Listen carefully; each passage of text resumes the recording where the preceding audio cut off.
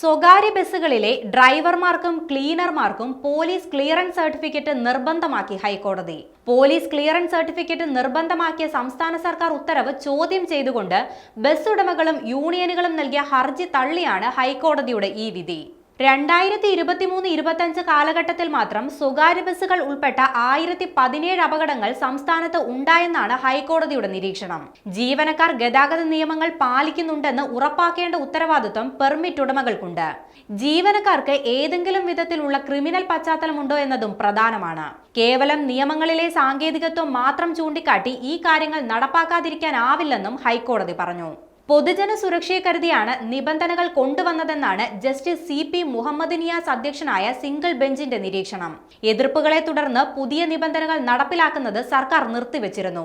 ഇക്കഴിഞ്ഞ ജനുവരിയിലാണ് പുതിയ മാർഗനിർദ്ദേശങ്ങൾ പുറപ്പെടുവിച്ചത്. മാർഗനിർദ്ദേശങ്ങൾ നടപ്പിലാക്കാൻ ആവശ്യമായ സമയം ലഭ്യമായെന്ന് നിരീക്ഷിച്ചാണ് സിംഗിൾ ബെഞ്ചിന്റെ നടപടി.